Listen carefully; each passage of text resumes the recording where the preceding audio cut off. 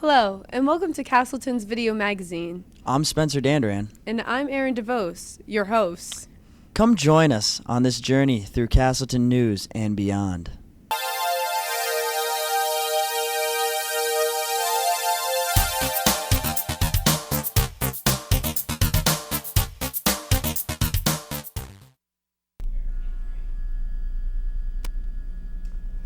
I'm Juliana Combs. And I'm Brianna Allen Rickstad. With the beginning of a new school year, there is a new Student Government Association. The new SGA president for the year is Timothy McIntosh. SGA Secretary Colleen Coons helps secure funds to allow students to rent out sports equipment like basketballs, rugby balls, and volleyballs. You have to leave an ID, but you can rent them in the Glenbrook Gym. The times are Monday through Thursday, 4 to 10 p.m., Friday, 4 to 9 p.m., and Saturday and Sunday, noon to 6 p.m. The SGA met Thursday to discuss new members, though anyone still interested can stop by the SGA office in the campus center for an application. Big developments in the technology world when Apple's CEO Tim Cook announced that Apple is releasing the new iOS 7 system for their iPhone on Wednesday, September 18th of this year. The announcement was made at the annual Apple Media event in California last week. The iOS 7 system will be available for free download with any Apple product. This comes just days after Apple released their new 5C and 5S. Their biggest improvement with the new system is the camera on Siri. Apple is saying that the camera will be better with a swipe of a finger. And for you Siri lovers, she's getting a new voice and her capability will be much improved. This just shows that Apple is still a key player in the business world. The business of natural gas pipeline in Vermont, after talking to Bobby Miller about creating natural gases for Vermonters, Governor Shumlin has announced that $9 million upgrade on the rail system in western Vermont paid for with federal dollars. Also, a $90 million expansion of Vermont Gas Systems pipeline in Addison County that will extend gas service to Middlebury and Vergennes, scheduled to complete in 2014. An additional $70 million project will take the pipeline west to the International Paper Mill in Ticonderoga, New York, which includes a section of it going through Champlain, which the paper mill is paying for. Shumlin said he had to be careful about what he said about the phase of the project building pipeline to deliver gas to Middlebury, as it is before the Vermont Public Service Board for approval. The next hearing is scheduled for Tuesday. Shumlin called the project critical to Vermonters who are struggling to pay their energy bills, and that it will create jobs on the western side of the state, all the way to Rutland. Rutland Regional Medical Center has been waiting for gas for the last decade. The hospital and NG Advantage announced Monday that the hospital would convert from using fuel oil in its boilers to trucked and compressed natural gas. Mary Namath, the hospital's vice president of support services, said the change would require little retooling. Namath said gas would provide heat as well as steam for the autoclaves and whatever else the hospital needs steam for. She also said the hospital would maintain an oil interfaction and keep enough fuel oil on hand to last 96 hours in the case of interference with the gas supply. And now here's Brianna with the update on the new tennis courts. Castleton State College has welcomed a recent addition to the athletic complex, 6 brand new tennis courts. The courts, well equipped with both automatic lighting and 2 basketball hoops, has been an ongoing campus project for the past 2 years. The old courts were torn down in the summer of 2011 in order to make room for the new residence building, Hoff Hall. During that time period, students in both the men's and women's tennis team have had to travel to Rutland in order to host practices as well as matches. However, with new tennis courts at home, that's all changing. I think the new tennis courts are great on campus. They're just the last couple of years having to practice over in Rutland, having the matches over in Rutland, I think it discouraged a lot of people from coming to our matches and may have discouraged people coming out for the team. So it's been a real plus that the kids can go to class before practice or during practice, but at least they get to practice, and we didn't have that luxury the last couple of years. Last year we had to practice mostly at night, and so with having courts here on campus, we have the ability to go from each class and still have time for practice too, for all our schedules. And I know for me, it's pretty busy. With the addition of new courts on campus, it gives both the Castleton tennis team and the community members a chance to play, hopefully for years to come. This is Brianna Allen Rickstead signing off with CSC News. Are you ready? Ready for what? Spartan football. Of course I am. Good, because the Spartans are back. And Daily Crowley has the story. Castleton's football team had their season opener this past Saturday, but the energy in the Spartan Stadium was a little different than usual, after 6 starters were suspended from the team earlier that week. You know, they're going to adapt and change. We've got a lot of young blood on the team, a lot of potential.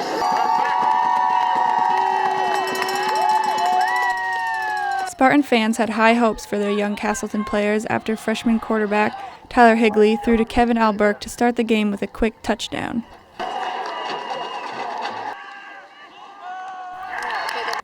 Castleton's lead didn't last long as the opposing team, Endicott, continued making their way down the field into the end zone again and again. Despite the scoreboard, Spartan fans remained loyal and excited for the upcoming season. As of now, the Spartans' record stands at 1-1, with hopes of improving that record as the season continues. Castleton's next home game is October 12th at 1 p.m. versus Mount Ida. Daily Crowley, CSC News, Castleton. What are you doing, Spencer? Just checking out my fantasy football team. I heard a lot of people are into that today. They absolutely are, and I've got the story. Well, let's check it out. It's that time of year again. The air is getting cooler, the leaves are beginning to change color, and football is finally back. The NFL season is off and running and the fan frenzy is in full force. While many fans casually follow their favorite team on Sunday afternoons, others choose to take on the title of Fantasy General Manager, taking their chance in the world of fantasy football. This virtual game allows the everyday fan to draft their own team of NFL players, set a starting lineup, and even trade and drop players they battle against their friends in customizable leagues available on websites such as Yahoo, NBC, and ESPN. The growth of the internet and the availability of mobile apps for smartphones has vastly increased the popularity of fantasy football nationally and locally here in Castleton. This is definitely awesome. This is a great way for football to become more popular with other teams and people watch different games instead of their team. So whoever came up with this is a genius. Fantasy football brings a new sense of competitive nature to the everyday football fan, as many now feel responsible for real NFL players. Wes Welker, you are my only hope. For die-hard football fans like Tom, the ability to participate in multiple leagues can fulfill the desire to be a part of every NFL game. Pretty much my fantasy team is stacked. I got fucking Peyton Manning hucking it and chucking it down the field. I'm in 3 leagues, so, you know, that's what you gotta do. You gotta mix it up. You gotta have variety. It's like Heinz, 57 varieties. In the end, fantasy football will not make you famous, it will not win you the Lombardi Trophy, and it will not cure life's problems. But nonetheless, fantasy football gives us a sense of involvement in the glamorous world of the NFL. For CSC News, I'm Spencer Danderan.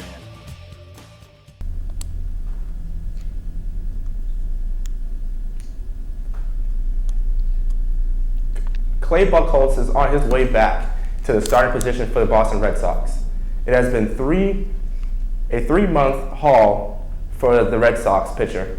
He made his way back to the mound last Tuesday night against the Tampa Bay Rays. Buchholz could be the final piece of the already strong foundation of the Sox, allowing Boston to go 4 deep in their playoff rotation.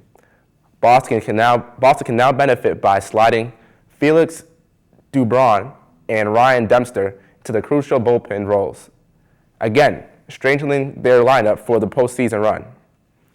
Buchholz has been working hard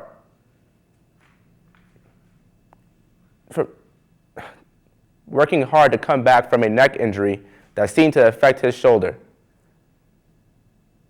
which was eventually diagnosed as bursitis. It has been a long time since the 29-year-old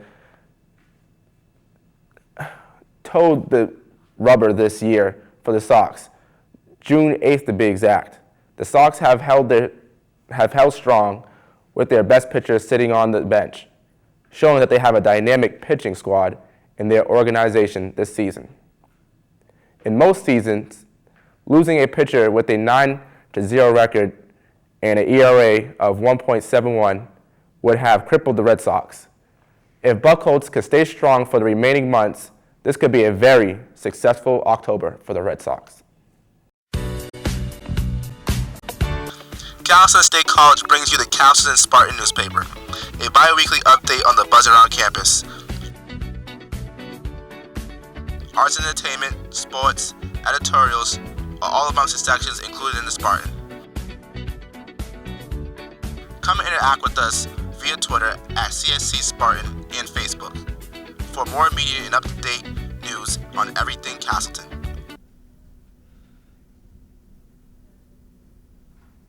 Wow, I would love to study in England. I knew one Castleton student who was lucky enough to do so. Here's Juliana Combs with the story. There are a lot of students that attend Castleton State College, but one person who sticks out is Molly DeMillier.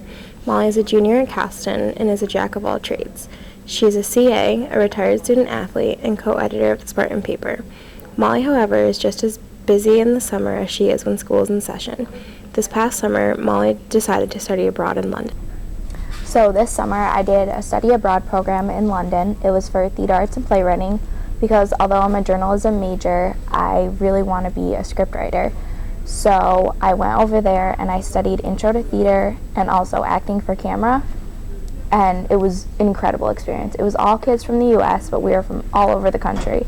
So really got to know a lot of different amazing people and saw so much of London.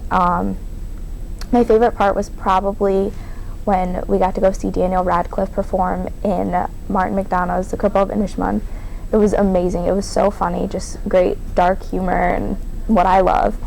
And Daniel Radcliffe was awesome. We were those people who, as soon as the curtain went down, we popped up and sprinted into the stage door and waited there for like an hour. Let's see. Oh, I also just spur of the moment bought a bus ticket to Paris one weekend and went there with some of the girls, and then I spent a couple days in Sweden with my aunt and cousin. So I got to see a lot of different parts of the world this summer and just learned so much, and I'm really excited to bring back everything I learned about theater and playwriting to Castleton and get my script looked at again. I was able to get it looked at over there, so now I'm right now in the editing process and trying to get it looked at again once I'm all done with that. This has been a Guacamole production. Castleton has seen a lot of changes recently, with new residence halls, tennis courts, and a renovated dining hall popping up around campus. Some are wondering if the more artistic side of campus will be seeing the same changes. Josh Bassett and Zach Scheffler have more. We've all visited the Castleton Fine Arts Center, home to the art and theater departments. But just behind the Arts Center is a place you've probably never even heard of. Wooldridge House is one of the oldest houses on campus, and some people are looking to change that and fix it up and make it usable again. With all the expansion around campus, some are saying, why doesn't the art department get some of the love?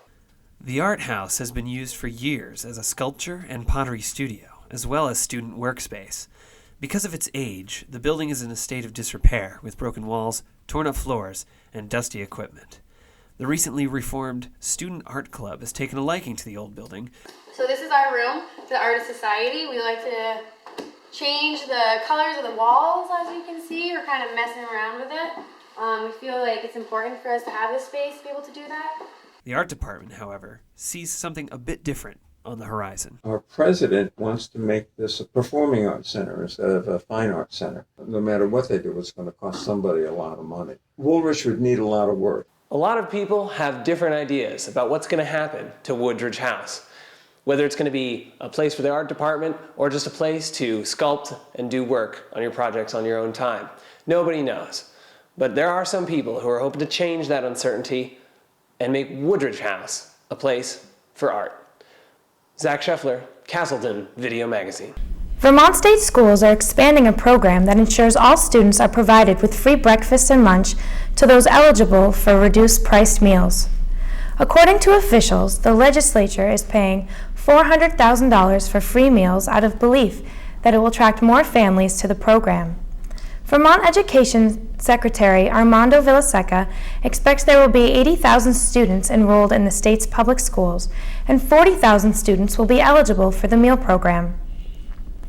Governor Peter Shumlin states, "The biggest challenge of education is ensuring that children from poor families move on to post-high school education." According to Shumlin, Vermont is one of the best education systems in the country, but low-income children have difficulties to make it beyond high school. Most families cannot afford the reduced-price lunches, but others are also embarrassed to apply for the program for their children. By offering a free meal, those who are eligible for the program will take advantage of the state's meal program for the kids. Students in the Norwegian town of Vestby were greeted with shattered glass, smashed windows, and broken doors as they arrived at their local middle school early last Monday. School authorities were quick to suspect delinquent teenagers in connection with the damage, but security cameras revealed an unlikely culprit. A large female moose with her two calves, apparently startled by the reflection in the glass windows, were caught on videotape charging the windows, breaking a large number of them in the process. Norwegian moose can be as tall as 6 feet and can weigh nearly 900 pounds. September will be an exciting month at Castleton's Fine Arts Center. The first event was led by psychology professor Terry Bergeon, titled "Who's Your Agent?" on Thursday, September 12th at 12:30. Another event titled "Under Our Skin," a film about Lyme disease, is on Tuesday, September 17th. Arthur Miller's "A View from the Bridge" will be performed September 26th through the 29th at the Casella Theater. The Vermont Symphony Orchestra will be performing in the FAC on September 30th at 7 p.m. Be sure to check out the trio of art shows in the Christine Price Gallery in the lobby of Casella Theater through the month of September. Now over to Kayla for entertainment. Potter and the Nocturnals Native Vermont Band headlined at the Grand Point North Music Festival this past weekend. Potter and the Nocturnals headlined at the Grand Point North Music Festival this past weekend. The festival was held at the Burlington waterfront, and artists played sets both Saturday and Sunday nights. This was Grace and the Nocturnals' third time performing at the Grand Point Festival. The festival was a huge success, and the Huffington Post called Grace's performance magnetic. The band called the Burlington waterfront one of the most spectacular places they've ever performed, saying that they enjoyed their hometown energy.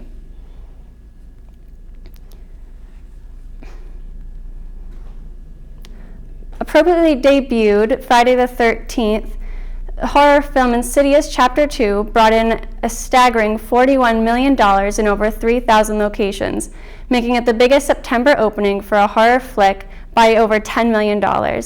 The film's director, James Wan, who also directed Saw and the first Insidious, has said he won't be taking on any more horror films in the near future, but that's just because he's off to something much bigger, the $1 million Fast and Furious franchise. History has just been made in the Miss America pageant. Miss America 2014 was crowned on Monday, September 16th, and the winner, Nina DeVullery from New York. She became the first ever Indian American woman to be crowned Miss America.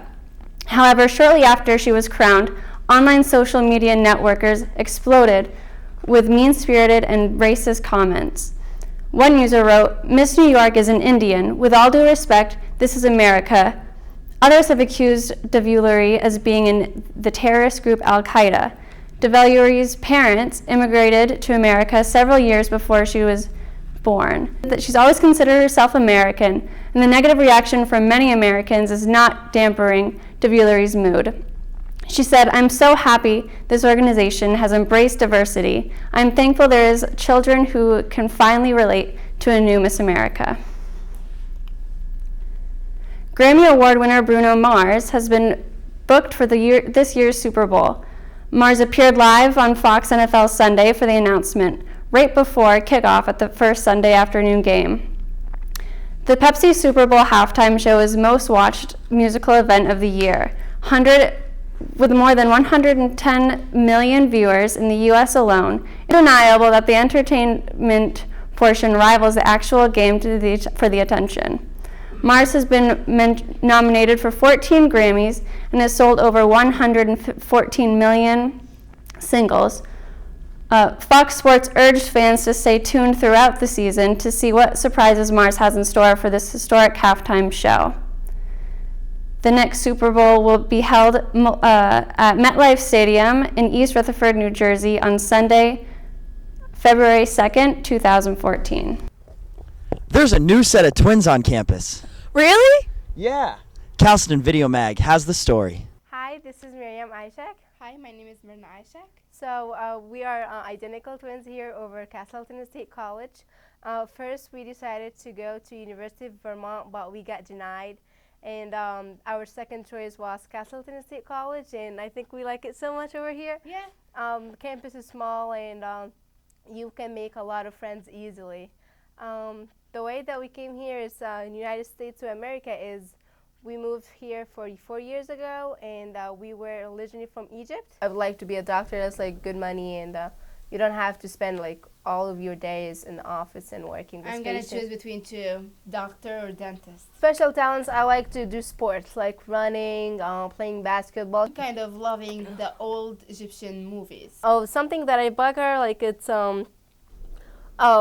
the way that she does not want to like chat with people along in Facebook. So I'm kind of like 24 hours when the Facebook chatting with people, like saying hi to them even if they don't answer me. So kind of she does not like to like chat over Facebook. So you have like, I will bug something on you, which is you don't like some specific food that I really do like. And yeah.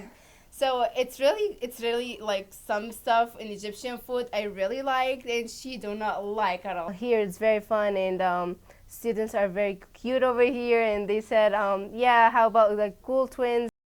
Hey Spencer, are you into plays? Are you kidding? I love plays. Well, you're in luck, because in a few weeks, the Casella Theater is presenting A View from the Bridge. A View from the Bridge? That sure sounds dramatic. It's a new semester at CSC, and the Theater Arts Department is hard at work on another production, A View from the Bridge. Here to tell us more about the show is head of the department and director, Harry McInerney. It's my job to coordinate all of the work of all of the actors, designers, technicians into hopefully a uniform idea. A synopsis of the play is that there is a man and a woman, Eddie and Beatrice, and they live in Red Hook, Brooklyn. It's 1955. They live with their niece, Catherine. Catherine is Beatrice's sister's daughter. Distant cousins of Beatrice, Marco and Rodolfo, come to America illegally to work on the piers, make money. And that's maybe as much synopsis as I want to give. It breaks bad. There's a lot of dramatic tension in the show, and we're hoping, fingers crossed, that it comes across that way because we worked incredibly hard to make sure that the show has a lot of energy and it's been ramped up to the proper amount of tension, I suppose. That's the only thing I can say. And there's a lot of really dramatic moments and a lot of really good acting. A gripping show. It's really emotional in a lot of good ways, and it's really deep, and there's a lot to think about. There's a lot of meat in this show. It's a bit of a complex show. It's a person-to-person sort of experience. It's going to be a really nice change from all the comedies that we do here. We do a lot of comedy plays. So it's going to be a really nice, very heavy, very dramatic, sad play. So it'll be a lot of fun to do. Well, one thing every audience gets to look forward to is the idea of community, that they are experiencing this event right now together, and then it goes away. That's one of the great things about theater, is that it's temporal. They can come every night in a row, but each night is going to be different. So they come, they experience these events as a community, and then they go and they can chat about them. They get to sort of participate in the proceedings. Not actually, they're not on stage doing the thing, but they're engaged in the characters and what they're going through. They get to learn a little bit about themselves, their modes of behavior, and maybe based on what they see here, they might want to make a little correction. Maybe they won't, that's fine. What else do they get to look forward to? Some good acting, some good designs, some good theater. September 26th at 7:30. In Casella Theater, here at Castleton State College. The Philippine military rescued almost 80 of the 100 hostages being held by Muslim rebels, a major breakthrough in a battle that has paralyzed the southern region for more than a week.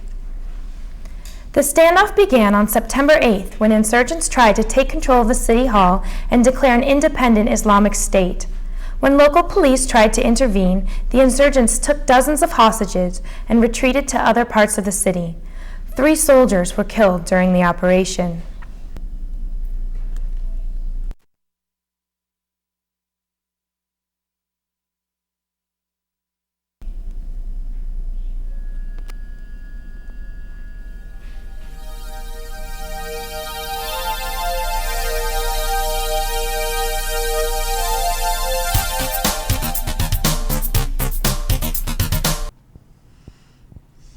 Wow, nature sure is beautiful. Well, Castleton has plenty of it. Let's check it out.